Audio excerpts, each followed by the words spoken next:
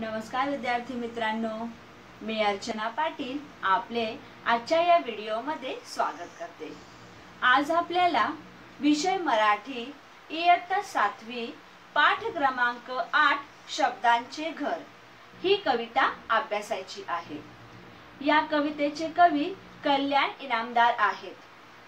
बच्चों, आज हमें कक्षा 7वी विषय मराठी पाठ क्रमांक 8 शब्दांचे घर इस कविता का अध्ययन करना है। इस कविता के कवि कल्याण इनामदार है। विद्यार्थी मित्रांनो, हे जे कवी आहेत त्यांचा जन्म 1939 साली झाला। त्यांचा मृत्यू 2008 मध्ये झाला। त्यांचे अनेक बालसाहित्य प्रसिद्ध आहेत, जसे आबाळाचे पंख, अजब गाणी, धमाल गाणी, अक्षर गाणी इत्यादी। आता या कवितेमध्ये त्यांनी काय सांगितले आहे, तर या कवितेत त्यांनी शब्दांना महत्त्व दिलेले आहे। मित्रांनो, शब्दामध्ये खूप सामर्थ्य असते। शब्दांनीच आपण आपले विचार, आपले सुखदुःख एकमेकांना व्यक्त करत असतो। मग अशीच ही शब्द आपल्या अवतीभोवती कसे वावरत असतात याचेच सुंदर वर्णन त्यांनी या कवितेत केलेले आहे। देखो बच्चों, इस कविता में शब्दों के बारे में बताया गया है। शब्दों में कितना सामर्थ्य होता है, कितना शक्ति होता है, ये इस कविता के माध्यम से बताया गया है। हम लोग शब्दों के माध्यम से ही अपने विचार, अपने सुख, अपने दुख दूसरे को बता सकते हैं। तो शब्द हमारे आसपास किस तरह से घूमते हैं, उसी का वर्णन शब्दांचे घर इस कविता में किया गया है। सबसे पहले मैं कविता का गायन करती हूँ, सब लोग यहाँ ध्यान से सुनेंगे। मी कविता गात आहे, सर्वांनी इकडे लक्ष द्यायचे आहे। सुंदर सुंदर शब्दांचे सुंदर सुंदर घर, सुंदर सुंदर शब्दांचे सुंदर सुंदर घर, त्यातून काही हळवे हळवे राहत होते स्वर, त्यातून काही हळवे हळवे राहत होते स्वर, सुंदर सुंदर शब्दांचे सुंदर सुंदर घर, सुंदर सुंदर शब्दांचे सुंदर सुंदर घर, घरात होता काना मात्रा वेलांटीचा मेळ, एकोप्याने खेळायाचे सगळे अक्षर खेळ, विराम चिन्हांची ही होती सोबत वरचेवर, सुंदर सुंदर शब्दांचे सुंदर सुंदर घर, सुंदर सुंदर शब्दांचे सुंदर सुंदर घर, एखाद्याची दुसबूस सुद्धा हवी हवीशी छान, प्रत्येकाला अर्थ वेगळा सुख दुःखाचे भान, मधले अंतर कुरवाळाया रेगांचे छप्पर, सुंदर सुंदर शब्दांचे सुंदर सुंदर घर, सुंदर सुंदर शब्दांचे सुंदर सुंदर घर, कानो काणी कुजबुजताना अंकुर मन कोवळा, वाटे मोकळी होऊन लागे कवितेचाही लळा, अवती भवती झिरपत राही गाणे काळीजभर, सुंदर सुंदर शब्दांचे सुंदर सुंदर घर, सुंदर सुंदर शब्दांचे सुंदर सुंदर घर, त्यातून काही हळवे हळवे राहत होते स्वर, सुंदर सुंदर शब्दांचे सुंदर सुंदर घर, सुंदर सुंदर शब्दांचे सुंदर सुंदर घर। अशा प्रकारे आपण येथे कवितेचे गायन केलेले आहे। आता आपण कवितेचा अर्थ पाहूया। सुंदर सुंदर शब्दांचे सुंदर सुंदर घर, त्यातून काही हळवे हळवे राहत होते स्वर. आता सुंदर सुंदर शब्दांचे सुंदर सुंदर घर आहे, म्हणजे या कवितेमध्ये घर कशाचे आहे तर सुंदर सुंदर शब्दांचे घर आहे. आणि त्याच्यामध्ये कोण राहत आहे तर हळवे हळवे स्वर. आता हळवे म्हणजेच काय, नाजूक. आणि स्वर बघा, घरामध्ये कोण राहत आहे तर स्वर राहत आहेत. आता स्वर म्हणजे कोणते, अ आ ई ई उ ऊ ए आई, हे काय आहेत, स्वर आहेत. बघा येथे आपल्याला चित्र दिसत आहे. या चित्रामध्ये आपल्याला शब्दांचे घर दिसत आहे. आणि ह्या शब्दांच्या घरामध्ये कोण राहत आहेत तर स्वर राहत आहेत. बघा इथे स्वर आपल्याला दिसत आहेत. येथे अ आ ई हे काय आहेत, स्वर आहेत. म्हणजेच या घरामध्ये कोण राहत आहेत तर स्वर सुद्धा राहत आहेत. देखो बच्चों, ये जो घर है ये घर शब्दों का घर है, और इस शब्दों के घर में कौन रहता है तो स्वर रहते हैं. अब स्वर कौन कौन से हैं, जैसे अ आ ई, ये सारे क्या है, स्वर है. देखो हमें यहाँ पे ये चित्र दिखाई दे रहा है. इस चित्र में हमें स्वर दिखाई दे रहे हैं. देखो अ ई आ, ये सब क्या है, स्वर है, और ये शब्दों का घर है. आया बच्चों आपको समझ में. अब देखो, अब हम आगे देखते हैं. घरात होता काना मात्रा वेलांटीचा मेळ, एकोप्याने खेळायाचे सगळे अक्षर खेळ, विराम चिन्हांची ही होती सोबत वरचेवर, सुंदर सुंदर शब्दांचे सुंदर सुंदर घर. आता काना, काना म्हणजेच काय तर लिपीमधले आ आकाराचे चिन्ह. मात्रा, लिपीमधले ए आकार दाखवणारे चिन्ह. आणि वेलांटी, वेलांटी म्हणजे लिपीमधले ई आकार दाखवणारे चिन्ह. आता विराम चिन्ह, विराम चिन्ह म्हणजे विराम म्हणजे आराम आणि चिन्ह म्हणजे खूण. बोलताना ज्या शब्दानंतर आपण थांबतो त्यास विराम असे म्हणतात. आणि असे हे विराम दाखवणारे चिन्हे म्हणजेच विराम चिन्ह. आता बघा, हे जे शब्दांचे घर आहे त्या शब्दांच्या घरामध्ये काना, मात्रा, वेलांटी यांचा मेळ आहे. आणि हे सगळे एकोप्याने, एकोप्याने म्हणजेच काय, एकत्र. हे सगळे कसे एकत्र अक्षरांचा खेळ खेळत आहे. आता यांना सोबत कुणाची आहे तर विराम चिन्हांची, विराम चिन्हांची त्यांना सोबत आहे. बघा मित्रांनो, जर आपण येथे हे चित्र बघितले तर आपल्याला ह्या चित्रामध्ये काना, मात्रा, वेलांटी यांचा मेळ दिसत आहे. आता बघा, काना म्हणजे इथे बघा, हा काय आहे, का आहे, म्हणजेच हा क आणि याला हा काना, हे आहे काना. आता मात्रा, मात्रा बघा येथे आपल्याला मात्रा दिसत आहे. हा र आहे आणि याला ही मात्रा दिलेली आहे म्हणजेच रे. काना, मात्रा आणि वेलांटी. देखो इथे बघा, इथे आपल्याला वेलांटी दिसत आहे. क येथे वेलांटी दिसत आहे, पहिली वेलांटी. येथे म, येथे याला दुसरी वेलांटी दिलेली आहे. म्हणजेच या घरामध्ये काना, मात्रा आणि वेलांटी यांचा मेळ आहे. त्याचबरोबर येथे विराम चिन्हांची ही सोबत दाखवलेली आहे. आता बघा, हे काय आहेत तर हे सगळे विराम चिन्ह आहेत. आपण याच्या अगोदर विराम चिन्ह कोणकोणती असतात त्यांचा आपण अभ्यास केलेला आहे. म्हणजेच हे काय आहेत तर हे सगळे विराम चिन्ह आहेत. हे स्वल्प विराम आहे, हे प्रश्न चिन्ह आहे, हे पूर्ण विराम आहे, हे दुहेरी अवतरण चिन्ह आहे, हे उद्गार चिन्ह आहे. म्हणजेच जेव्हा आपण शब्दांचा वापर करत असतो आणि या शब्दांचा वापर करत असताना आपण जेव्हा वाक्य लिहितो, निबंध लिहितो, तेव्हा आपण काय करतो, अशा या विराम चिन्हांचा वापर करत असतो. म्हणजेच या विराम चिन्हांची ही सोबत असते या शब्दांच्या घरामध्ये. देखो बच्चों, अब इसमें क्या दिखाया गया है, हमें इसमें क्या बताया गया है कि यहाँ पे काना, मात्रा और वेलांटी. अभी देखो हिंदी में हम उसे क्या कहते हैं, जैसे आप लोग बोलते हैं कि आ की मात्रा, इसका मतलब क्या, काना. आया ये समझ में. उसके आगे दिया है मात्रा, मतलब आप बोलते ना ए की मात्रा, मतलब ये रे. अब वेलांटी, अभी मराठी में बोलते हैं पहली वेलांटी और दूसरी वेलांटी।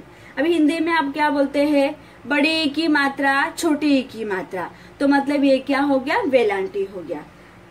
आया ये समझ में। तो अभी ये जो शब्दों का घर है इसमें काना मात्रा वेलांटी इनका मेल है, मतलब मिश्रण है, ये एक साथ रहते हैं।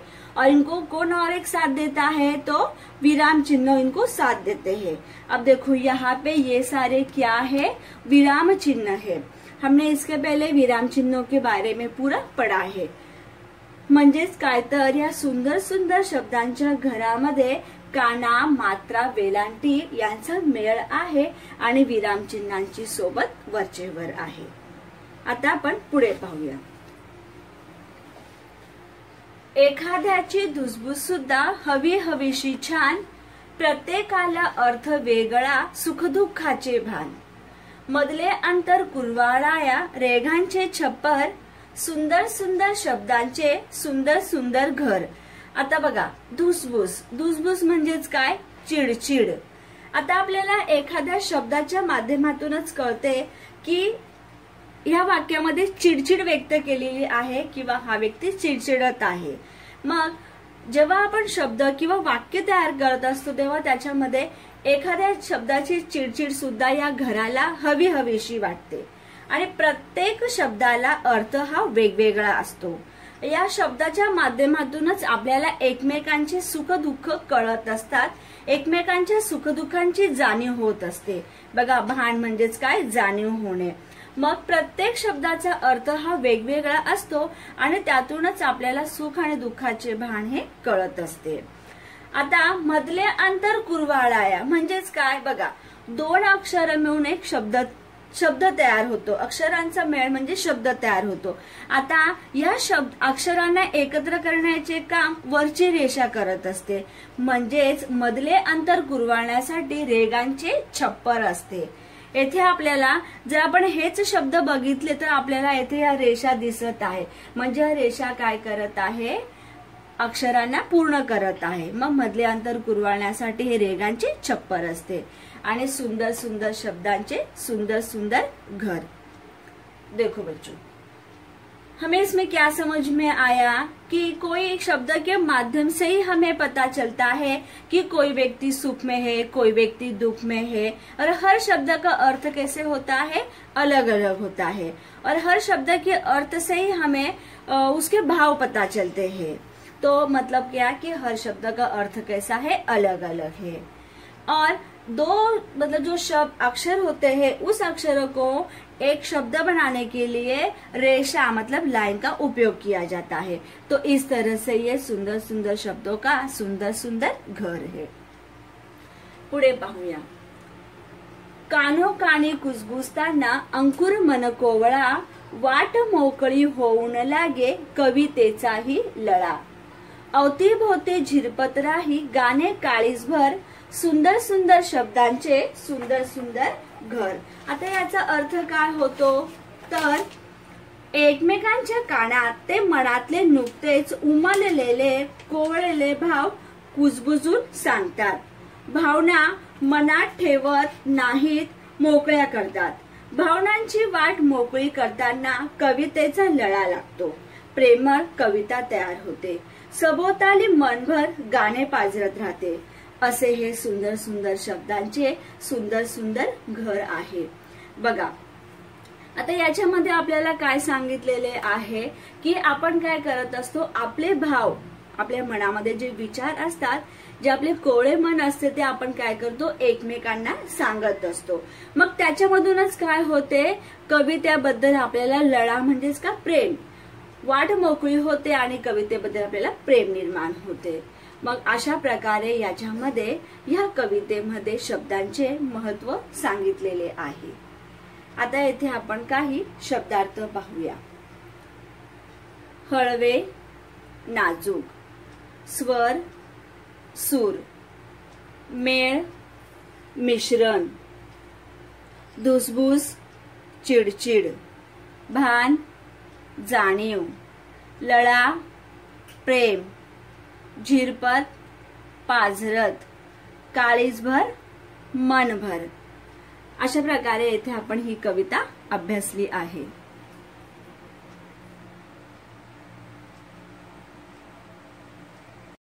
आता आपण शब्दांचे घर या कवितेचा स्वाध्याय अभ्यासूया। या कवितेचे कवी कल्याण इनामदार आहेत। येथे प्रश्न क्रमांक 1 आहे, कोण ते लिहा। 1. शब्दांच्या घरात राहणारे। देखो बच्चों, हमारा प्रश्न क्रमांक 1 है कौन वो लिखो। फिर इसमें पहला दिया है शब्दांच्या घरात राहणारे, मतलब शब्दों के घर में कौन कौन रहता है वो हमें यहाँ पर लिखना है। उत्तर स्वर, काना, मात्रा, वेलांटी, विरामचिन्हे म्हणजे हे शब्दांच्या घरात राहतात। 2. घरात एकोप्याने खेळणारे। देखो बच्चों, इसका अर्थ होता है कि घर में एक साथ कौन कौन खेलता है। उत्तर आहे सर्व अक्षरे, सभी अक्षर। 3. अवतीभोवती झिरपणारे, म्हणजे अवतीभोवती कोण झिरपत होते, तर इसका उत्तर है गाणे। अशा प्रकारे येथे आपण प्रश्न क्रमांक 1 अभ्यासला आहे। आता आपण पुढचा प्रश्न पाहूया। आपला प्रश्न क्रमांक 2 आहे, कवितेच्या खालील ओळी पूर्ण करा। इसका अर्थ होता है नीचे हमें कविता की लाइन दी है, उसको हमें पूर्ण करना है। 1. घरात होता डैश डैश अक्षर खेळ। अब हमें क्या करना है, घरात होता उसके आगे कौन सी लाइन है वो हमें यहाँ पे लिखना है। अक्षर खेळ इसके पहले कौन कौन से शब्द आते हैं लाइन में वो हमें क्या करना है, यहाँ पर लिखना है। देखो हम लोगों ने कविता पढ़ी है तो उसमें से ही हमें क्या करना है, लिखना है। देखो यहाँ देखो बच्चों, आप लोग देखो यहाँ पे दिया है घरात होता, फिर उसके आगे क्या दिया है, काना, मात्रा, वेलांटीचा मेळ। मतलब हमें ये लिखना है, आपल्याला हे लिहायचे आहे, काना, मात्रा, वेलांटीचा मेळ। त्याच्या खाली आपल्याला लिहायचे आहे, हे आपल्याला दिलेले आहे अक्षर खेळ। मग याच्या अगोदर एकोप्याने खेळायाचे सगळे अक्षर खेळ, म्हणजे तुम्हाला ह्या 2 ओळी पूर्ण करायच्या आहेत। घरात होता, काना, मात्रा, वेलांटीचा मेळ, एकोप्याने खेळायाचे सगळे अक्षर खेळ। अशा प्रकारे तुम्हाला तिथे लिहायचे आहे। आता 2. एखाद्याची डॅश परत डॅश भान, म्हणजे ह्या 2 ओळी आपल्याला दिलेल्या आहेत, या 2 ओळी आपल्याला पूर्ण करायच्या आहेत। देखो बच्चों, हमें यहाँ पे ये 2 लाइन को पूर्ण करना है। कहाँ से, एखाद्याची लेके भान तक का। अब देखो कविता में आप लोग देखो, एखाद्याची धुसफूस सुद्धा हवी हवीशी छान, मतलब हमें क्या लिखना है, हमें एखाद्याची दिया है तो हमें ये लिखना है धुसफूस सुद्धा हवी हवीशी छान। फिर देखो नीचे यहाँ पे देखो, हमें यहाँ भान लिख के दिया है हमारे प्रश्न में, तो उसके पहले जो शब्द आए हैं उसको हमें यहाँ पे लिखना है। तो कौन कौन से शब्द है, प्रत्येकाला अर्थ वेगळा सुखदुःखाचे भान। म्हणजेच काय, तर आपल्याला ह्या 2 ओळी पूर्ण करायच्या आहेत। देखो बच्चों, हमें क्या करना है, ये दोनों लाइन को पूर्ण करना है। एखाद्याची धुसफूस सुद्धा हवी हवीशी छान, प्रत्येकाला अर्थ वेगळा सुखदुःखाचे भान। आता आपण तिसरे प्रश्न पाहूया। कानोकानी डॅश डॅश कवितेचाही लळा, म्हणजेच आपल्याला कानोकानी पासून लळापर्यंत पूर्ण करायचे आहे। देखो बच्चों, हमें कानोकानी इस लाइन से कवितेचाही लड़ा इस लाइन तक के लाइन को पूर्ण करना है। आप देखो यह कविता में देखो, यहाँ पे हमें दिखाई दे रहा है ना कानोकानी, मतलब यहाँ से लेकर लड़ा यहाँ तक हमें पूर्ण करना है। कानोकानी कुसबुसताना अंकुर मन कोवळा, वाट मोकळी होऊन लागे कवितेचाही लळा। ये दोनों लाइन को हमें क्या करना है, वहां पर लिखना है। आया आप लोगों को समझ में? अब आप लोग क्या करोगे, वहां पर लिखोगे। आता आपण पुढचा प्रश्न पाहूया। आपला प्रश्न क्रमांक 3 आहे, खालील शब्दापासून अर्थपूर्ण शब्द बनवा। देखो बच्चों, इसका अर्थ क्या होता है, नीचे हमें यहाँ पे शब्द दिए गए हैं, उसे हमें अर्थपूर्ण शब्द तयार करना है। देखो येथे आपल्याला उदाहरण दिलेले आहे, लांटी वे। आता हा शब्द आहे, येथे आपल्याला जे अक्षरे आहेत ती मागे पुढे करून दिलेली आहे।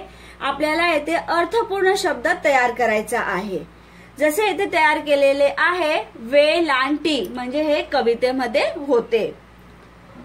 देखो बच्चों, यहाँ पे हमें दिया है लांटी वे। अब यहाँ पे जो अक्षर है उसको आगे पीछे करके दिया है, तो हमें क्या करना है, इसे अर्थपूर्ण शब्द तैयार करना है। तो यहाँ पे अर्थपूर्ण शब्द हमने तैयार किया है वेलांटी। याद आया आप लोगों को, हमने कविता में इसको पढ़ा था। तो वैसे ही हमें क्या करना है, अर्थपूर्ण शब्दों को तैयार करना है। आता येथे एक स फु धु स। आता या शब्दापासून आपल्याला अर्थपूर्ण शब्द तयार करायचा आहे। तर आपला अर्थपूर्ण शब्द तयार होणार धु स फु स, म्हणजेच काय, धुसफूस, म्हणजे चिडचिड। आठवले का तुम्हाला, आपल्या कवितेमध्ये होते धुसफूस। हाँ, तो इस तरह से हमने यहाँ पे क्या किया है, ये जो शब्द दिया है स फु धु स, इससे हमने अर्थपूर्ण शब्द तैयार किया, धु स फु स। देखो धुसफूस, फिर हमने यहाँ पे लिखा धुसफूस। तो इस तरह से हमें क्या करना है, अर्थपूर्ण शब्दों को तैयार करना है। दूसरे आहे र कु अ। आता ह्यापासून आपण अर्थपूर्ण शब्द तयार करतो, अंकुर। तो अपन येथे लिहिले अंकुर, अंकुर। आया आप लोगों को समझ में? हमने र कु अ इससे अर्थपूर्ण शब्द तैयार किया, अंकुर। 3 का नी नो का। आता आपल्याला कानी नौका या शब्दापासून अर्थपूर्ण शब्द तयार करायचा आहे। आपला अर्थपूर्ण शब्द तयार होतो का नो का नी, कानो कानी। मग आपण येथे लिहिले कानो कानी, म्हणजे आपण ह्या शब्दापासून हा अर्थपूर्ण शब्द तयार केला, कानो कानी। देखो बच्चों, यहाँ पे हमें दिया है का नी नो का, इससे हमने अर्थपूर्ण शब्द तैयार किया, कानो कानी। तो इस तरह से हमने यहाँ पे क्या किया है, अर्थपूर्ण शब्दों को तैयार किया है। आता आपण पुढचा प्रश्न पाहूया। प्रश्न क्रमांक 4, खालील शब्दांना कवितेत आलेली विशेषणे लिहा। इसका अर्थ होता है, नीचे हमें यहाँ पे शब्द दिए हैं, हमें क्या करना है, उनके लिए कविता में जो विशेषण आया है उसको हमें लिखना है। याच्या अगोदर आपण विशेषण म्हणजे काय, विशेषणाचे कोणकोणते प्रकार असतात याचा अभ्यास केलेला आहे। विशेषण म्हणजे काय, तर नाम आणि सर्वनाम यांच्याबद्दल विशेष माहिती सांगणाऱ्या शब्दांना विशेषण असे म्हणतात। मग आपल्याला येथे हे शब्द दिलेले आहेत, घर, स्वर, अंकुर, वाट। आता या शब्दांना कवितेमध्ये कोणकोणती विशेषणे आलेली होती, या शब्दांसाठी कवितेमध्ये कोणकोणती विशेषणे वापरली होती ते आपल्याला येथे लिहायचे आहे। देखो बच्चों, हमें यहाँ पे क्या करना है, हमें यहाँ पे ये शब्द दिए गए हैं, उन शब्दों के लिए कविता में कौन कौन से विशेषणों का उपयोग किया गया था वो हमें यहाँ पे लिखना है। तो ये कौन कौन से शब्द है, घर, स्वर, अंकुर, वाट। इनके लिए कौन से शब्द आए थे, तो देखो घर, घरासाठी कोणते विशेषण वापरले होते, सुंदर था ना, सुंदर सुंदर शब्दांचे सुंदर सुंदर घर, तर म्हणजेच घरासाठी सुंदर। आता स्वर, स्वरासाठी कोणते विशेषण वापरले होते, हळवे। अंकुर, अंकुर या शब्दासाठी कोणते विशेषण वापरलेले होते, मनकोवळा। वाट, वाट या शब्दासाठी मोकळी हे विशेषण वापरलेले होते। मग अशा प्रकारे सुंदर घर, हळवे स्वर, मनकोवळा अंकुर, मोकळी वाट अशा प्रकारे येथे विशेषणांचा वापर केला गेला। आता प्रश्न क्रमांक 5, खालील शब्द साखळी पूर्ण करा। आपल्याला येथे शब्द साखळी पूर्ण करायची आहे। येथे आपल्याला उदाहरणे दिलेली आहेत। सुनीता, तारा, राघवेंद्र, द्रव, वजन, नमन। बघा लक्षपूर्वक येथे बघा, सुनीता शेवटचे अक्षर कोणते आहे? ता। आता येथे बघा तारा म्हणजे येथे जे शेवटचे अक्षर आहे ते येथे पहिले अक्षर घेऊन त्यापासून दुसरा शब्द तयार करायचा आहे। जसे ता, तारा, रा, राघवेंद्र, द्रव, वजन, नमन। मग अशा प्रकारे येथे काय केलेली आहे? शब्द साखळी पूर्ण केलेली आहे। देखो बच्चों, या ध्यान से देखो यहाँ पे दिया है सुनीता, ता, लास्ट में कौन सा अक्षर है? ता। अब ता से यहाँ पे शुरुआत हुई है तारा, मतलब यहाँ पे लास्ट में ता है तो यहाँ शुरुआत में ता है। तो इस तरह से हमें यहाँ पे आगे शब्द साखड़ी को पूर्ण करना है। रा से फिर यहाँ खत्म हुआ है, यहाँ पे रा से शुरू हुआ है। राघवेंद्र, यहाँ पे द्र से खत्म हुआ तो यहाँ द्र से शुरू हुआ है द्रव। यहाँ पे व पे खत्म हुआ तो यहाँ पे व से शुरू हुआ है वजन।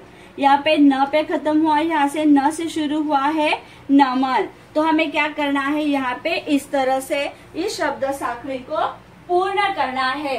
अब उसके आगे हम लोग पूर्ण करते हैं। देखो अब यहाँ पे न पे खत्म हुआ है तो यहाँ पे नवरा। आता येथे रा, आपण येथे रा पासून शब्द तयार केला राजा। इथे शेवटी आले जा, मग इथे आपण शब्द तयार केला जावई। इथे शेवटी आले ई। आता ई पासून ईद, शेवटी आले द पासून दव। आता इथे व पासून वन, आता न शेवटी नशीब, शेवटी बनावट, टरबूज, जमीन। अशा प्रकारे येथे आपण शब्द साखळी पूर्ण केलेली आहे। आता आपण पुढचा प्रश्न पाहूया। आपला प्रश्न आहे, खालील चौकटी वाचा, त्याप्रमाणे उरलेल्या चौकटी पूर्ण करा। देखो बच्चों, हमें क्या करना है? यहाँ पे जो चौकट मतलब बॉक्स जो दिया है उसको हमें पढ़ना है और उसके बाद जो नीचे वाली चौकट है उसको हमें पूर्ण करना है। देखो यहाँ पे कप, येथे बघा कप, क, काटा, का, किसनी, की, कुसुम, कु, कुट, कु, केर, के, कैरी, कई, कोपरा, को, कौल, कऊ, कंठ म्हणजे कम। आले तुमच्या लक्षात? म्हणजे आपण येथे काय केलेले आहे? क, का, की अशा प्रकारे येथे 12 खडीतील शब्द घेऊन आपण येथे ही चौकट पूर्ण केलेली आहे। तर अशाच प्रकारे येथे खाली सुद्धा आपल्याला काय करायचे आहे? जे इथे रिकाम्या चौकटी आहेत ते आपल्याला पूर्ण करायच्या आहेत। आता बघा येथे आपल्याला सण दिलेले आहे। बच्चों आपको समझ में आया ही होगा। हमें क्या करना है? जैसे यहाँ पे क, का, की ऐसे पूरे लास्ट तक हम लोगों ने यहाँ पे क्या किया था? चौकट को पूर्ण किया था। तो ठीक उसी तरह से इसमें भी हमें वैसे ही करना है। अब यहाँ पे हमें शब्द दिया है सन। जैसे यहाँ पे क दिया था तो हमने क, का, की ऐसे किया था। तो यहाँ पे हमें दिया है सन, मतलब हमें यहाँ पे स दिया है। तो हमें स से स, सा, सी इस तरह से हमें आगे चौकट को पूर्ण करना है। बघा येथे सन, स, मग आपण येथे दुसरा शब्द तयार केला साग, म्हणजे स, सा, साग। नंतर सी, सिमला। नंतर दुसरी वेलांटी, इथे पहिली वेलांटी, इथे दुसरी वेलांटी सीता। नंतर येते सुमन म्हणजे बघा स सा सी सी सु, पहिला उकार सुमन, येथे दुसरा उकार सूप। नंतर सेवक सैर, मग सोने, सला काना एक मात्रा सो, सोने। नंतर सौभाग्य, संगत। मग अशा प्रकारे येथे आपण काय केलेले आहे, ह्या चौकटी पूर्ण केलेल्या आहेत। आया ही होगा बच्चों आपको समझ में? हमने क्या किया है यहाँ पे, स सा सी सी सु सु से सई सो सौ और संग, इस तरह से हमने यहाँ पे क्या किया है, उन चौकट को पूर्ण किया है। आता पुढे पहा, शब्द कोडे सोडवूया। खालील चौकोनातील अक्षरांमध्ये शब्दयोगी अव्यय लपलेली आहेत। उभ्या, आडव्या, तिरप्या पद्धतीने अक्षरे घेऊन शब्दयोगी अव्यय बनवा व दिलेल्या जागेत लिहा। देखो हमें यहाँ पे क्या करना है, यहाँ पे हमें ये चौकोन दिया है, मतलब ये बॉक्स हमें यहाँ पे दिया है और इसमें से हमें क्या करना है, शब्दयोगी अव्यय को ढूंढकर लिखना है। इसी में शब्दयोगी अव्यय है उभ्या, आडव्या आणि तिरप्या, मतलब ऐसे या तो ऐसे या तो फिर क्रॉस में ऐसे, इस तरह से इसमें शब्द योगी अव्यय छुपे हैं, उसको हमें क्या करना है, लिखना है। बघा येथे आपल्याला दिलेले आहे साठी, खाली, सह। आता आपण इथे तयार केले वर, बघा इथे आहे वर, मग येथूनच आपण अक्षरे घेऊन शब्दयोगी अव्यय तयार केली वर। त्याच्यानंतर आपण येथे लिहिलेले आहे मागे, बघा इथे दिलेले आहे मागे, म्हणजेच काय केले, इथे अशा प्रकारे आपण शब्दयोगी अव्यय तयार केली। हे बघा इथे मागे। त्यानंतर साठी, बघा येथे आहे साठी, आले तुमच्या सर्वांच्या लक्षात। त्यानंतर खाली, म्हणजेच काय करत आहोत आपण, इथूनच शब्द घेऊन हे शब्दयोगी अव्यय तयार करत आहोत। बघा इथे खाली। नंतर, बघा नंतर, येथे नंतर, आले तुमच्या लक्षात।